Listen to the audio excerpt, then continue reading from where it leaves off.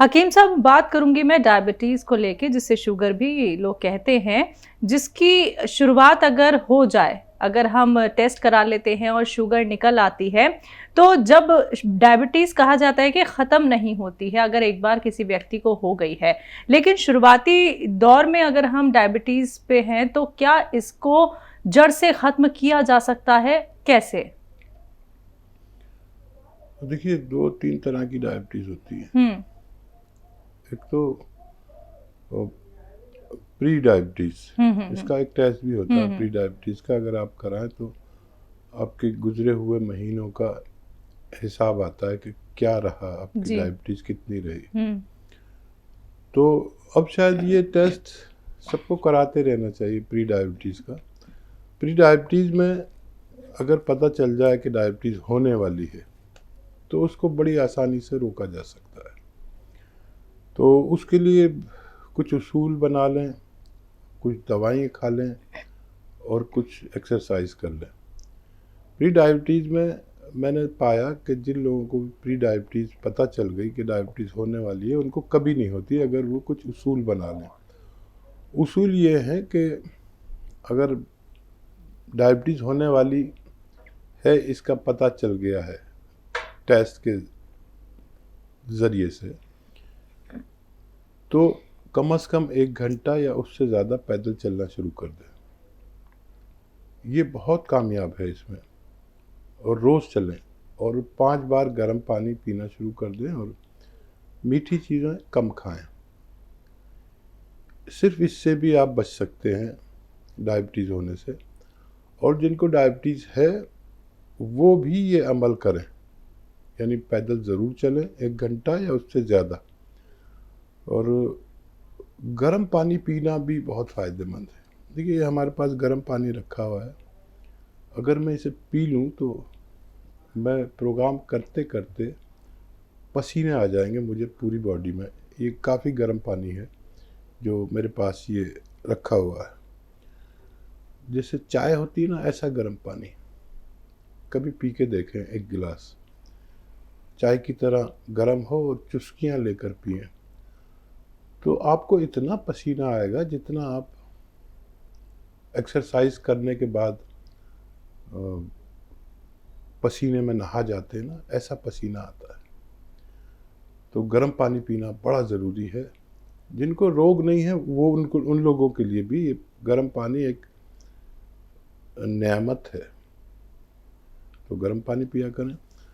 फिर जो लोग ये चाहते हैं कि उन्हें डायबिटीज़ कभी ना हो, तो वो असली कलौंजी का सिरका या जैतून का सिरका 2 चम्मच पानी में मिलाकर पी लिया करें। इससे 3-4 फायदे होते हैं। एक तो कोलेस्ट्रॉल कभी नहीं बढ़ता। डायबिटीज़ होने से पहले कोलेस्ट्रॉल बढ़ता है।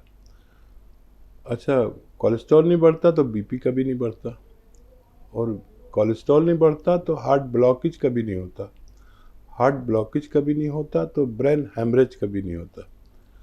लेकिन ये सिरके नकली बहुत मिलने लगे हैं। असली सिरका लेना बड़ा मुश्किल हो गया कि इतने सिरके नकली आ गए कि बहुत मुश्किल हो गया। नक्कालों से सावधान, असली कलौंजी या जैतून का सिरका पी लिया करें। अब पैदल चलना, दरअसल हमारा जिस्म ये चाहता है कि उसकी ज़रूरत की मशक्क़त, मेहनत आदमी करे। अब आसानियाँ इतनी हो गई हैं कि जब हम छोटे थे तो हमारे पास सबसे बड़ा वाहन जो था वो साइकिल था। तो साइकिल से 10-12 किलोमीटर गए और आ गए। साइकिल चलाते चलाते पसीने आते थे। अब साइकिल दिखती नहीं है, मोटर वाहन या ये सब होता है, स्कूटर। तो मशक्क़त कहाँ हो? क्या रूम से इस बाथरूम तक जाने में कोई मशक्क़त नहीं होती, मेहनत नहीं होती। तो ऐसे काम करें कि जैसे हम किसी से कुछ पानी मांगते हैं तो पानी मांगे नहीं, पानी खुद उठे और जाके पानी खुद लाएं और खुद पी लें। ये भी एक मेहनत है। डायबिटीज़ से हमेशा के लिए बचा जा सकता है अगर हम इन सब बातों का ख्याल रखें और असली कलौंजी का सिरका 2 चम्मच रोज़ाना पी लिया करें। इससे बहुत सारे रोग होने से बच सकते हैं। जी, चलिए इसी के साथ कॉलर जुड़ गए हैं, बात कर लेते हैं। विनीत कुमार हैं पहले कॉलर हमारे साथ, स्वागत है आपका। हेलो जी नमस्कार मैडम। नमस्कार सर। हाँ मैडम, अजमेर से बोल रहा हूँ। इन साहब से बात पूछनी थी मैडम कि मेरे पिछले काफी समय पहले पेट में दर्द हुआ था, तो एलोपैथिक दवा ली थी। इसमें वो एंटीबायोटिक भी देते हैं डॉक्टर साहब, एंटीबायोटिक दवा। तो उसमें एक दवा ऐसी थी डॉक्टर साहब जो मतलब रिएक्शन कर जाती थी, जिससे मेरे खुजली हो जाती थी पेट दर्द के मसले में, जिससे मेरी खुजली हो जाती थी हाथ पैरों में। तो डॉक्टर साहब ने वो कहा कि ये वाली दवाई आप कभी मत लेना, मतलब एंटीबायोटिक है ये पेट दर्द में, कभी मत लेना ये एंटीबायोटिक। तो वो क्या डॉक्टर साहब उसके बाद कभी ली नहीं। फिर पेट दर्द होता तो दर्द की ले लेते हैं और उस एंटीबायोटिक का डर रहता है हमेशा। तो ऐसी कुछ है क्या दवाई डॉक्टर साहब की पेट दर्द में थोड़ा मतलब एंटीबायोटिक असर कम हो जाए उसका? और एक दाल थोड़ी दिखती है दाल में। क्या दिखती है? दाढ़ दुखती है डॉक्टर साहब, दाढ़ दुखती है। ठीक।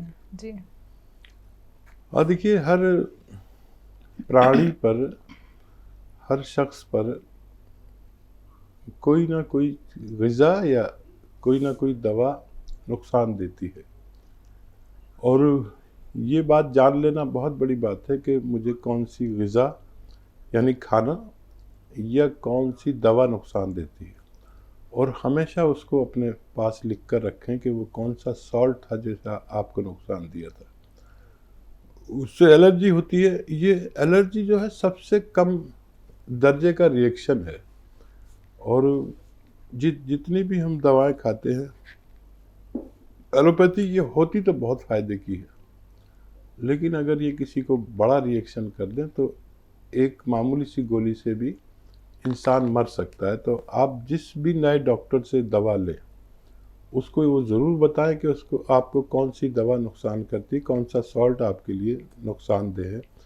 और ऐसे मरीज़ से डॉक्टर लोग भी डरते हैं, क्योंकि पूरी प्रैक्टिस पे सवाल आ जाता है अगर उसको कुछ हो जाए तो हमेशा आप यही बात याद रखें, बग़ैर मालूमात के कोई दवा ना खाएं कि उसमें कौन सा सॉल्ट है। जब पेट दर्द के लिए तो बहुत सारे नुस्खे हैं, और उन नुकसानात को दूर करने के लिए बहुत ज़्यादा नुस्खे हैं। मैं अक्सर बताता हूँ कि आप अगर 6 चीज़ों का पाउडर बना लें, जिनमें सौंफ, सौंठ, जीरा, अजवाइन, धनिया और मेथी का दाना है। सौंफ, सौंठ, जीरा, अजवाइन, धनिया और मेथी का दाना, तो ये घर में ही निकल जाती है सारी चीज़ें। बस एक चीज़ बाहर से लेनी है, नमक ज़ैतून। ये नमक ज़ैतून इन रिएक्शन को ख़त्म करता है, और रिएक्शन से होने वाले नुकसानात जो जिस्म में हो गए उनको ख़त्म करता है।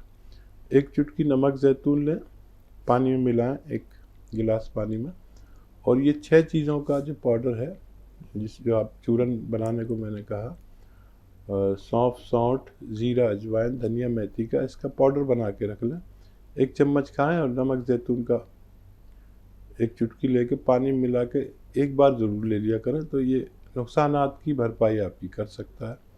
और दाढ़ में दर्द के लिए ये जो आपके किचन में खाने का सोडा होता है, सोडा खाने का, या बेकिंग पाउडर या मीठा सोडा भी कहते हैं, आप नहीं तो आपके घर में किसी से पूछ लीजिए, वो 2 चुटकी ऐसे लेके हथेली पे रख के और अपने सब दांतों में, ख़ासतौर पर उस दाढ़ में जहाँ दर्द होता है, ऐसे मालिश करते रहिए और फिर उसको थूक दें।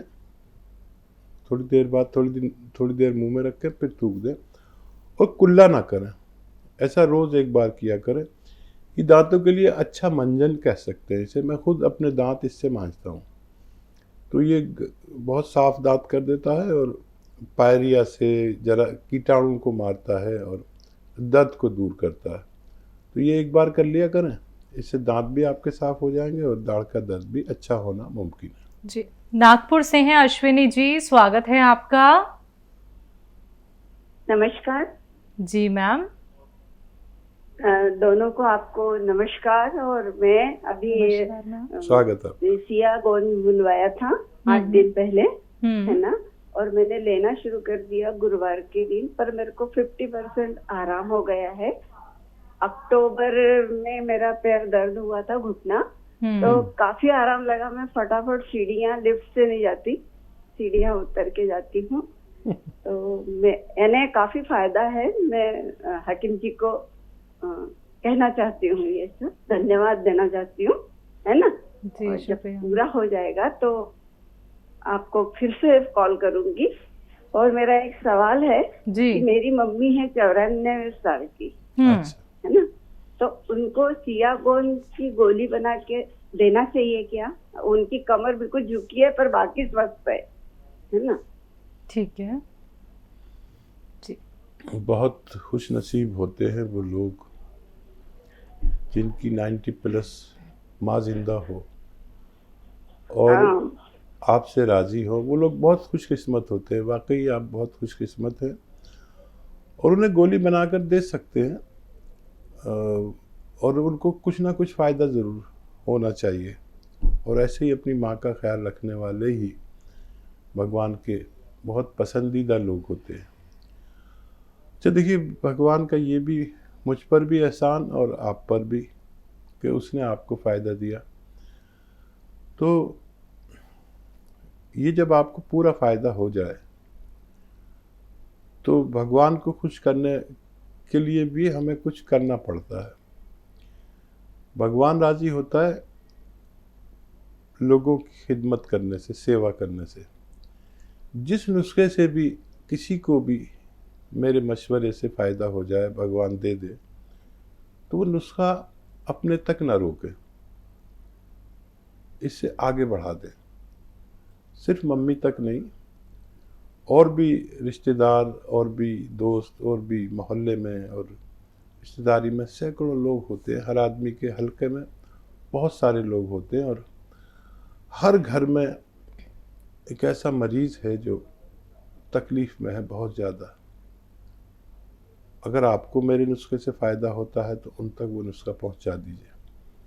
भगवान भी बहुत खुश हो जाएगा और हम भी बहुत खुश हो जाएंगे। बहुत धन्यवाद इस बात का कि आपने हमें बताया कि आपको भगवान ने फ़ायदा दिया। आपके फीडबैक से हमारी बड़ी हौसला अफजाई होती है और हमें लगता है कि हम कुछ सेवा का काम कर रहे हैं। हमारे साथ योगदान करें, हमसे जुड़े रहें, हमारे लिए दुआ करें कि हम इससे ज़्यादा सेवा कर सकें। बिल्कुल। महाराष्ट्र से हैं मीना जी, स्वागत है आपका। हाँ जी मैम। हाँ, मैंने दवाई मंगाई है। कौन सी? गोल किया है। ठीक है। गोल गोल मिला है। और वो क्या बोलते हैं आपसे, हम डॉक्टर साहब ने उनकी 3 जड़ी बूटियां बताई थी। ठीक है। हाँ, और मेरे को ना पूरे गर्दन में दर्द रहता है और घुटनों में, वो पूरे हाथ के, राइट हाथ के पूरे हाथ में दर्द आ गया है। हाथ ऐसे भी नहीं होता है। इस्तेमाल किया मैम आपने गौनसिया? अभी पहले बार गए साल करा था, 100 ग्राम मंगाया था, तो उससे थोड़ा बहुत आराम हुआ मेरे को 30%। तो फिर मैंने फिर से मंगाया है। और ठीक तो है। लेना चलेगा क्या? ठीक है मैम जी। हाँ, शायद पिछले साल आपने अधूरा इलाज करके छोड़ दिया। पूरा फ़ायदा होने तक इसे इस्तेमाल करें। अब इसे दोबारा से शुरू करें और जब तक पूरा फ़ायदा ना हो इसे इस्तेमाल आप करिए। गौनसिया अगर अकेला ले रहे हैं तो आधा आधा ग्राम की खुराक है इसकी, और अगर 3 जड़ी बूटियों के साथ ले रहे हैं तो 2 ग्राम तक आप इसे इस्तेमाल कर सकें एक वक्त में, और 2 वक्त इसे खाएं। खाने के बाद खाना बेहतर है। और गौन मोरिंगा 1 ग्राम रोज़ाना खाते हैं, दूध पानी या नारियल पानी के साथ। आप इसे इस्तेमाल करें। मुझे उम्मीद है भगवान से कि आपको वो दोबारा से फ़ायदा दे सकता है।